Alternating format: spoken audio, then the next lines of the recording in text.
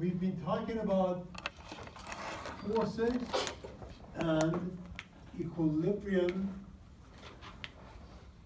of a particle. That's what we've been doing so far, right? So we demonstrated if you have a force in 2D, okay, given the Cartesian coordinates, how you write the vector equation for a force, which is basically the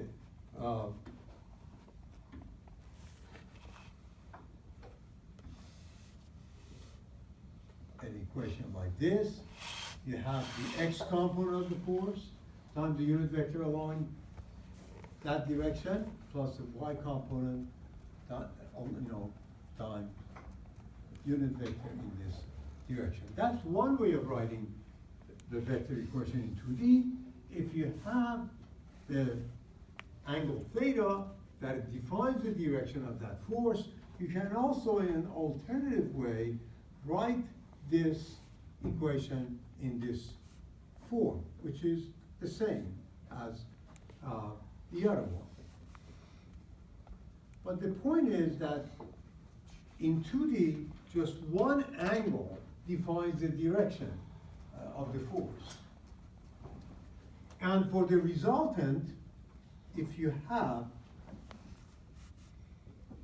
several forces, for each of which you have their vector equation, resultant is simply summation of all the x components times I plus summation of y components along J. So if you have several forces acting at a single particle, that's how you add them up. And equilibrium was defined as when the resultant of all these forces is zero, that means static equilibrium. That implies that summation of all these forces along the two axes has to be zero, and therefore we can solve for up to two unknown forces. Okay? So that's basically in a nutshell what we've seen so far. Now, what happens now when you have a force in 3D space? That's what we want to study today. So three-dimensional forces. So the objective is the same, or the objectives are the same. Objective one is we want to set up the vector equation for a force in 3D space. Objective number two is, of course, easy. Once you have the forces, their equation, vector equations, find the resultant, which is basically the vector summation of all those forces, or the components. And then three, define the equilibrium in 3D. And of course, equilibrium for the time being is restricted to the equilibrium of a single particle. Okay? So let's do that. Let's see how we can accomplish it. So this is a set of coordinate axes, x, y, z, Cartesian coordinates. Let's say you have a force given in space, force F, and we choose the coordinate systems to be such that the origin is along a point, along the direction of this force. Let me actually change this a little bit because it seems a little bit like that, the extension of the z-axis. So let me just slightly change the orientation. Okay, so this being the force. Okay, so what is the direction of this force with respect to these axes. In 2D, we saw that. Direction is defined by a single angle, say that angle that this force makes with one of these axes. But what is the angle that this force makes with these different axes? In order to find those angles, this is the way you do it. You draw a line perpendicular from the tip of this force to, say, x-axis.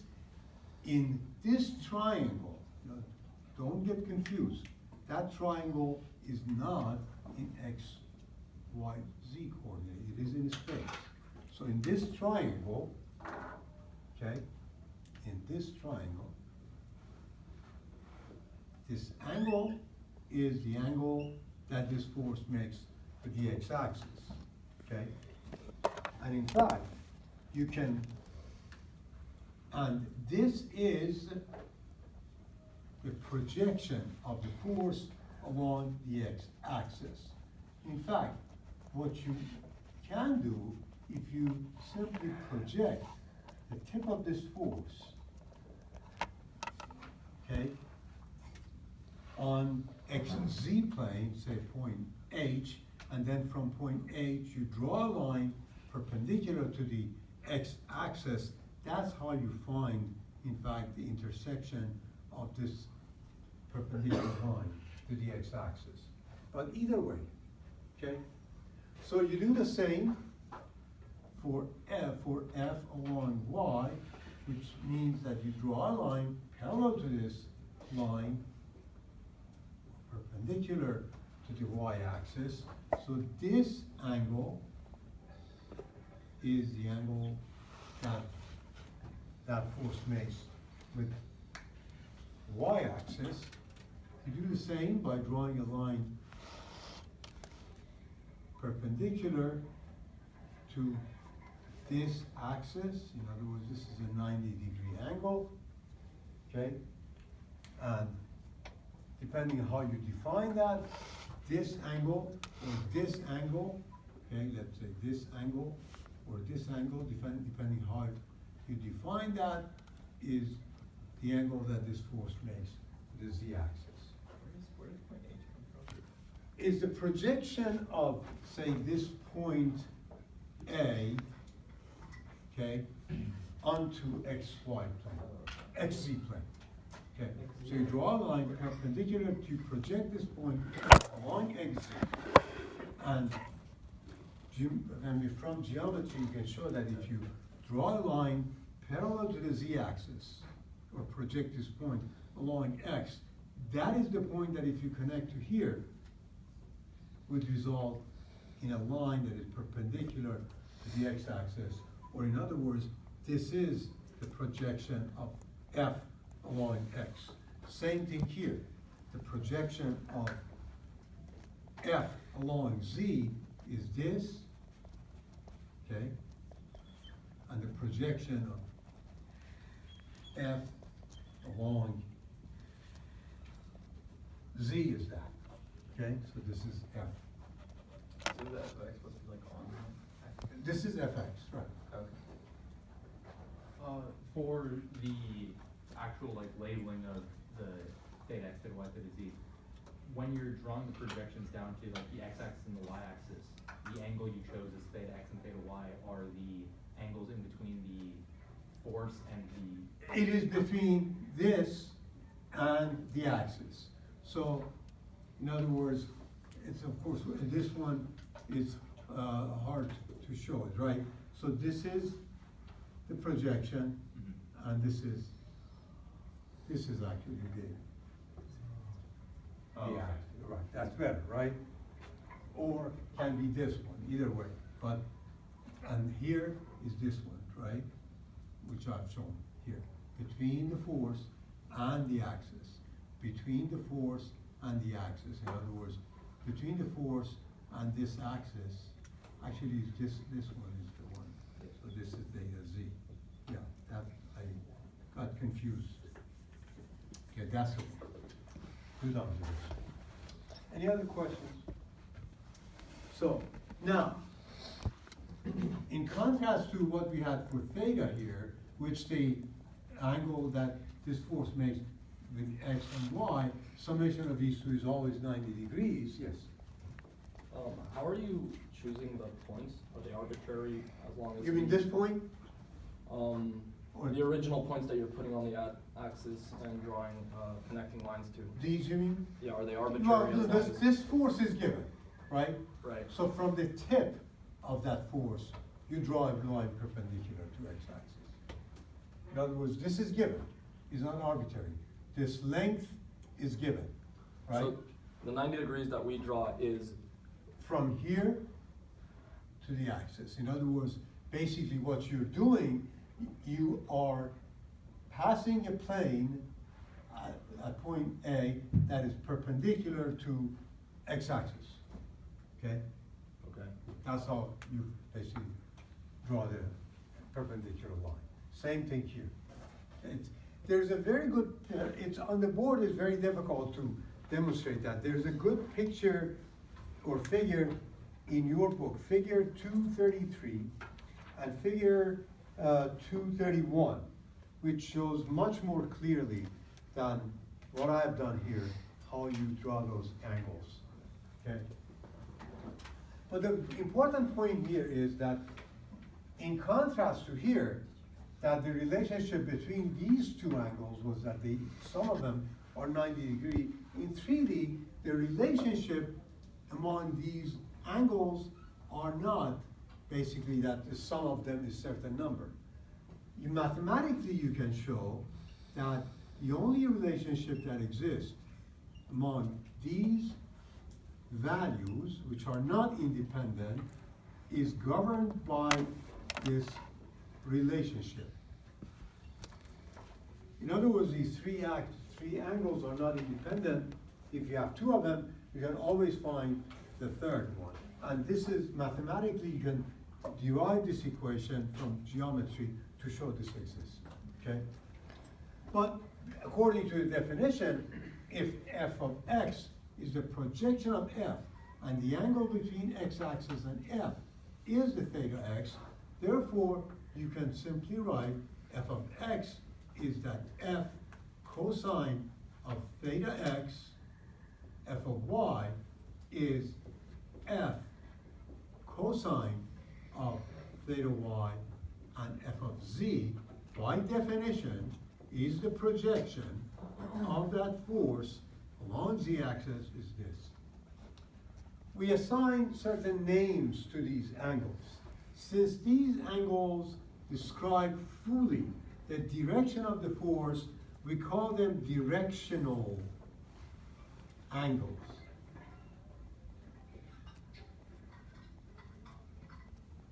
And cosine of these angles, these cosines are called direction cosines.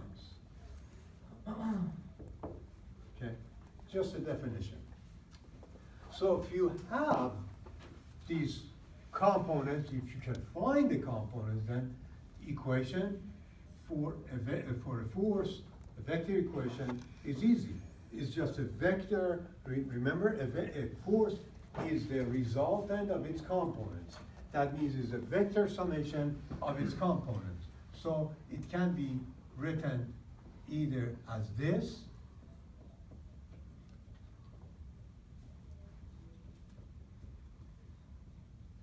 okay, or if you substitute for those values, can be also written as this.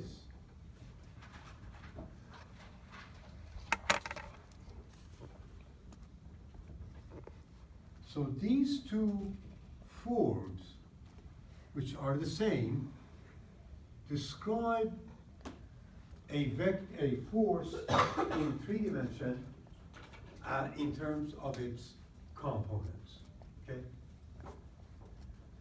So this is the vector equation for a force, okay? However, I have to say, this is case 1, and what I mean by that is, this is the case if the force and its coordinates in terms of the its position in terms of the angles that it makes with the axes is given. So you have the magnitude of the force, you have these directions, cosines, you can set up the vector equation for the force that way. But in many cases, the geometry of the force in a space is not given explicitly like that. So there's another case, okay, that the force is given, the geometry of the force is described indifferently. And that is when you are given a force, let's say force F, that is acting along a certain direction, line, and 2 points along this line are given with their coordinates, okay? So in other words, you have the coordinates of 2 points along the line of direction of that force. Okay? How do you then, in this case, derive the vector equation for the force? Or in other words, you find this equation or this equation. It's not difficult. You remember, we go back to the definition of unit vector. If you have a unit vector along a direction, right, you can always write the vector equation for the force with a given magnitude as this, right, is the scalar product of the scalar being the magnitude of the force times the unit vector along that direction. But how do you set up the unit vector? You remember from calculus that the unit vector along that direction can be easily derived by subtracting the coordinates of tip minus tail, that is x of b minus x of a, I, plus y of b minus y of a, j, plus z of b minus z of a, k, divided by the length of this segment, which is basically this, the sum of the squares of these values, zb minus za. So that's how you set up the unit vector for any direction, and once you have the unit vector, this is the equation for the force along that direction defined by that unit vector. So you have no more than these 2 cases in dealing with forces in 3D. Either you're explicitly given the angles and position of the force, or you're only given the direction of the force, and you need to use the unit vector along that direction to find. So that fully describes how you set up the vector equation for the force. Obviously, if you have several forces, okay, in space, okay, F1, F2, F3, and so on, right? To find the resultant of those forces, resultant is the vector sum of those forces, right? So all you need to do is to set up the vector equations for each of these, whether they're given this way or this way. You set up the vector equation for each force and you add them up, which means you sum up all the x components of these forces, you sum up the y components, and you sum up the z components. And that will give you the resultant. Okay? That's it. Any problems, questions, complexities, ambiguities, nothing, everything is all clear? All right. So with that said, let's do a few problems, okay? Of course, we'll see that the third part, which is the equilibrium, is really nothing new, because equilibrium means that resultant is zero, or in 2D, if summation of forces along x and y is zero. In 3D, that means simply that you also add summation of forces along z is equal to zero. We'll see that through some examples. So let's do a few problems here. Okay. Okay.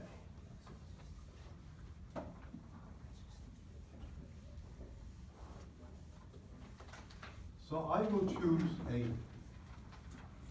problem from your book to go over its solution and demonstrate these concepts. Okay? And I've already selected that problem. Problem is problem 276. Okay. This is the problem that I want to solve. Okay.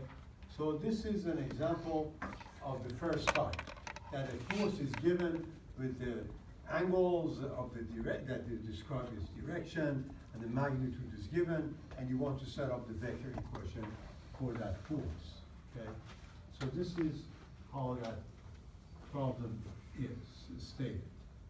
You have, let's say, a force, or let's say you have a beam or a column. At the tip of this column, there's a cable that attaches that to the ground, say at point C. The length of this cable is given 70 feet. The height of this column is given as 56 feet. Maybe I shorten that a little bit. Okay. And the angle that the line connecting the origin and C makes with the x-axis is also given 40 degrees.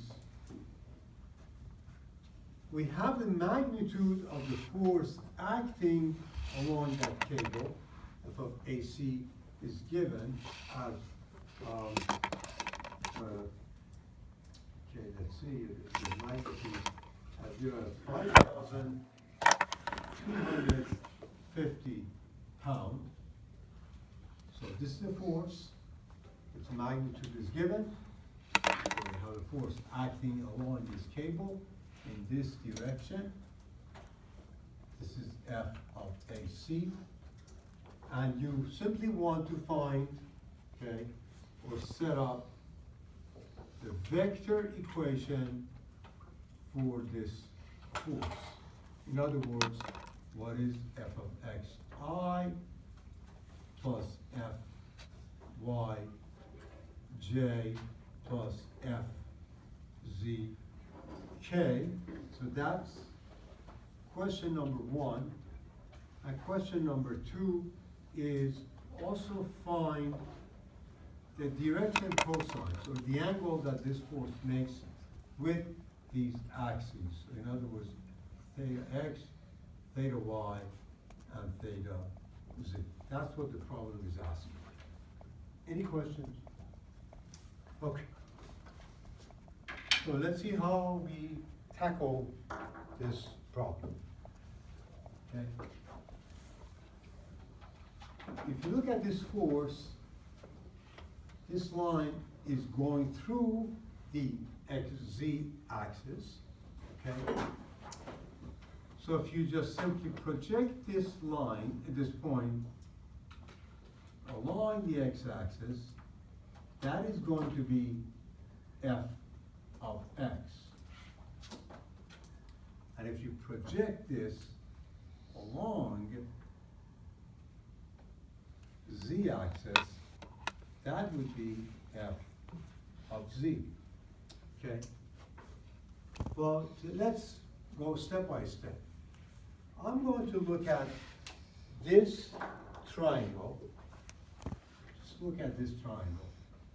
We said the angle that the force makes with the y-axis is this, right? So this is theta y.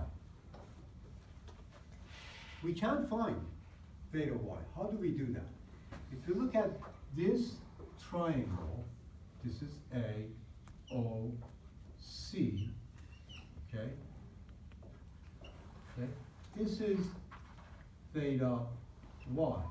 This is given 70 feet. This is given 56 feet.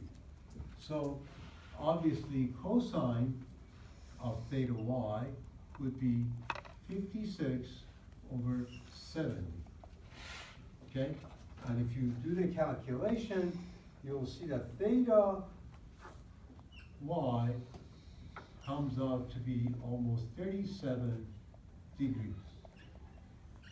Okay? You also have, you can easily find f of x. How? If you look at now this triangle, let me call this H, in this triangle, where this is of course in 90 degrees, this is what you have. This is O, this is H, this is C, okay? So this is O, C, this is 90 degrees. This is f of x. Okay? But what is OC? OC, if you look at this triangle again, okay, if this was f of AC, right? So this OC is simply the projection of this along this axis, right?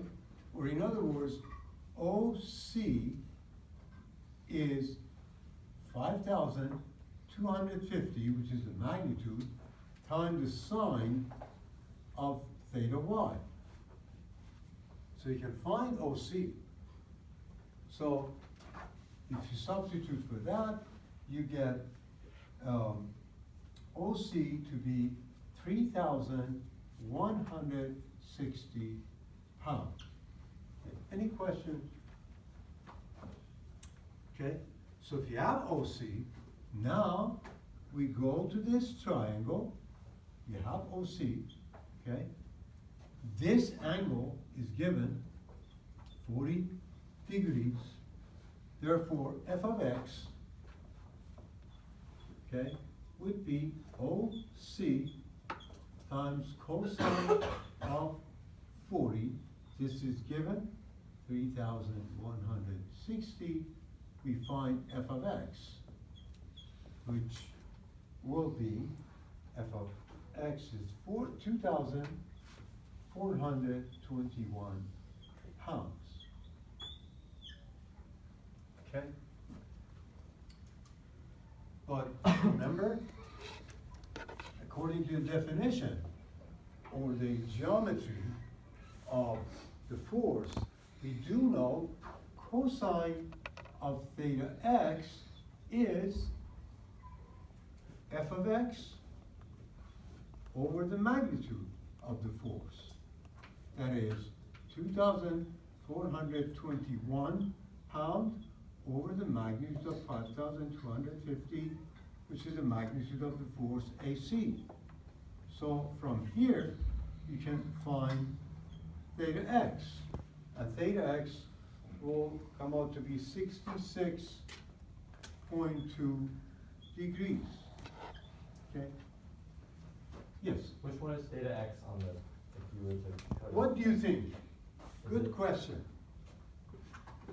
Remember, from the general description, we said that from the tip of that force, draw a line perpendicular to the x-axis, okay? So we've already done this, right? So theta x is the angle that this makes with this plane, or this is theta x. We cannot, of course, calculate it directly, obviously, right? But that's how we find it, okay? So that's theta x. Now, these are, the theta z obviously is not independent. We do have cosine of theta x squared plus cosine of theta y squared plus cosine of theta z squared is equal to 1. We have this, that will give us theta z, which comes out to be 67.3 degrees. So we have all the directions, right? And we know f of y is f cosine theta y. We have this, we just substitute. So that will give me f of y 4,193 pounds, and f of z is f, which is 5,250 cosine of theta z. We have that. That will give me, for f of z is 2,031 pounds. Okay. So we have all the components.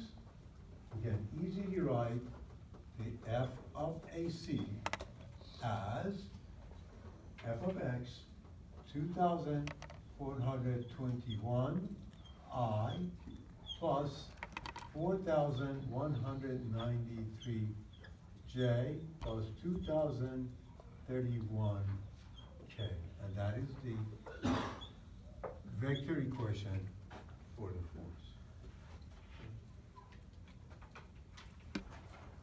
Any question? Yes. So the force AC is defined to be along the line we connected from A to C. Correct, yes. How is theta x equal to 66 and not? Well, of course, my drawing is not the best. You can see that, because What is theta x showing then that it's? Oh, the theta x, you mean? Yeah. You theta x here? Yes. I said this is theta x. Because theta x can be either this one or this one. So the value I got is actually this one. So it's a 90 complement of that angle. Oh, okay. Any other question?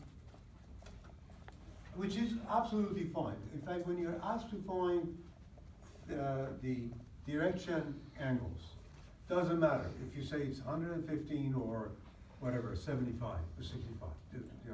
That's fine. Because you're basically, you know that you have found the angle between that and the axis, whether the positive direction of the axis or the negative direction of the axis. Okay. Any other? Yes. So would theta z be, if you drew a line from A to a point down at z that's perpendicular? Correct, yes. That angle, correct. Okay. So let me do now the second type of the problem.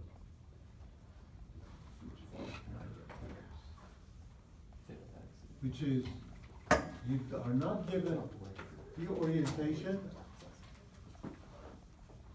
So we connected from A to C, and then the theta x would be that axis.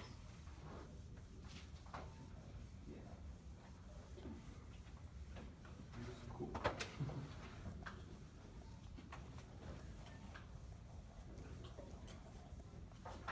Okay, so let's do the second type problem. That is, you are not given the explicit orientation, But in fact, it's also another problem. Let's say you have something like this. You have a plate.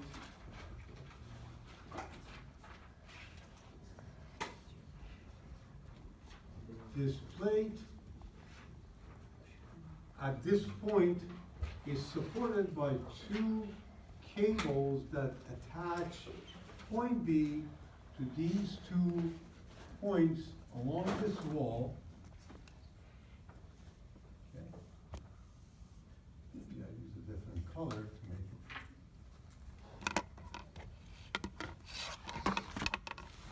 Okay. And another point here. This is point E, and this is point D.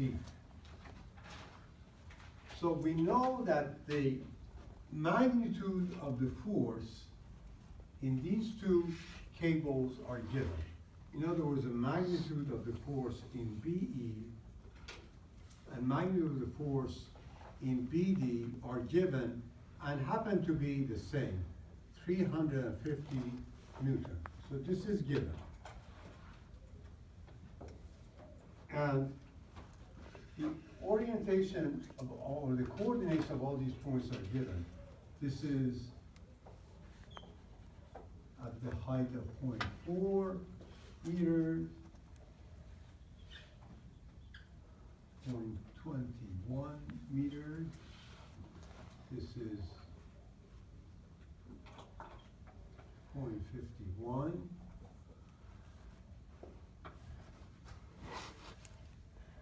128 here, this is 0.6, 0.4. Okay. So the problem is asking you that if, let's say, if you have these two cables attached to this point, we just want to replace the two cables with one, which is basically, if you interpret that, what it means, you need to find the resultant of these two forces. That's what it means, right? You want to replace the two with only one. The resultant is what does the action of the two forces combined. So this is the case that you have 2 points with their coordinates along the direction of each force is given. And you need to find the vector equation for the forces from that information.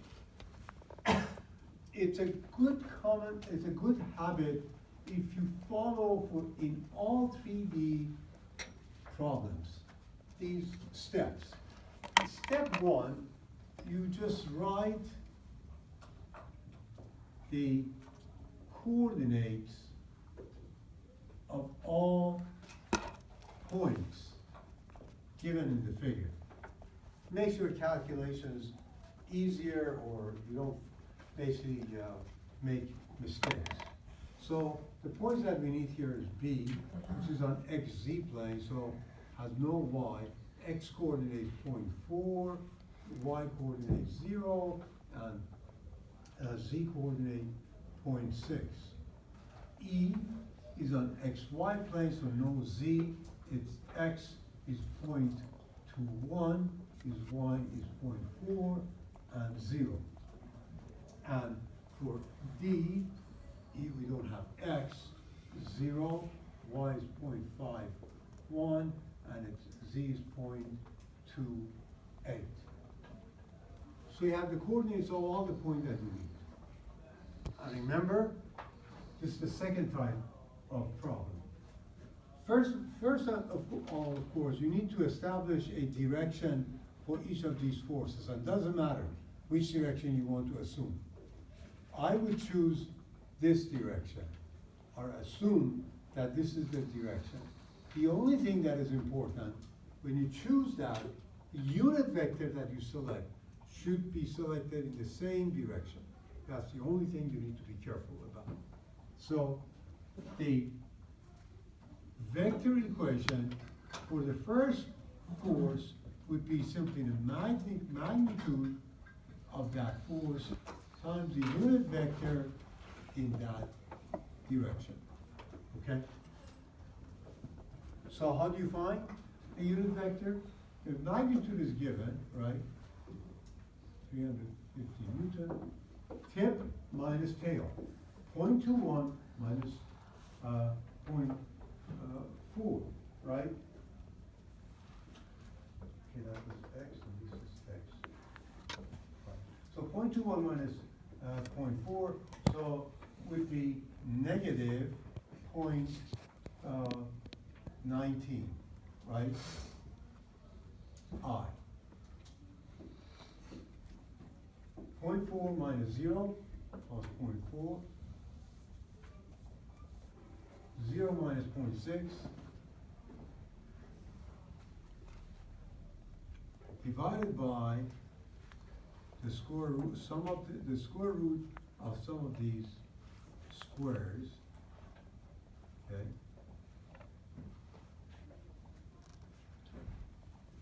Yes, Is it 0.17 which one? for the I? For this one, 0.21 minus 0.4, right? That's, is that the one you're saying? I think so. 0.17? Yeah. Point 0.4, oh, 0.21, right? 9 ones, right? Yeah. Am I right? Oh, okay. So, you simplify that. If you simplify that, you get, okay? You get, the f of BE comes out to be negative 140.3 I plus 207.8 J minus 312 K. So that's, the result. You do the same for BD. So that would be 350 times the unit vector of BD. So 0 minus 0.4, 0.51 minus 0, 0.28 minus 0.6, negative 0.32 K divided by the square root of some of these squared.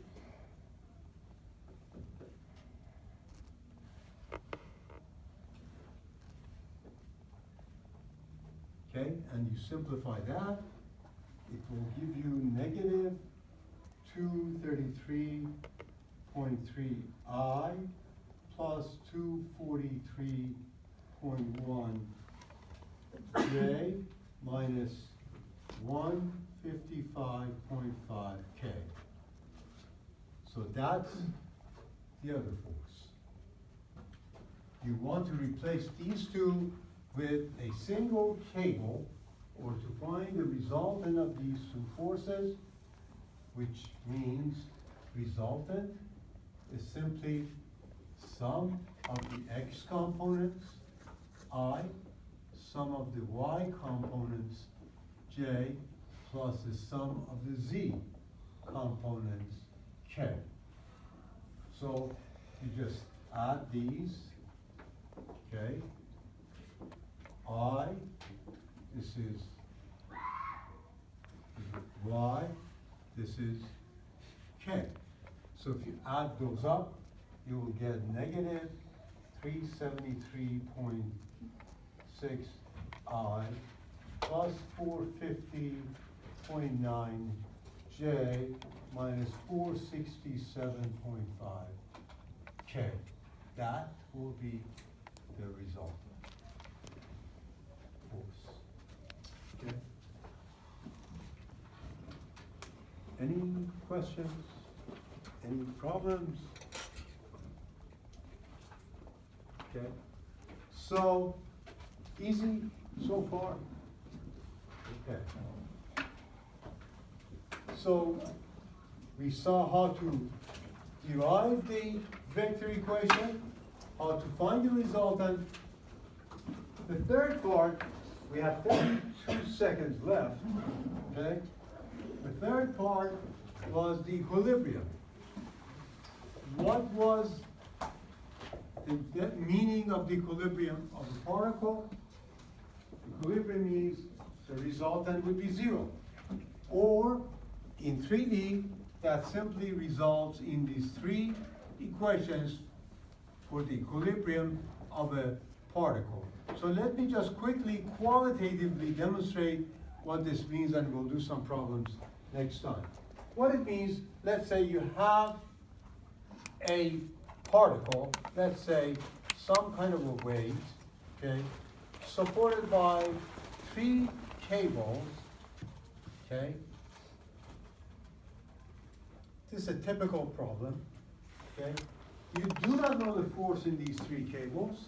You know the weight of this thing hanging at that point, and you are asked to find the forces in these 3 cables. If this is not moving, that means sum of all forces along y, x, and z should be 0. So you just simply set up the vector equation for all the forces that you have, including this weight, right? You find then sum of the x components, y component, z components.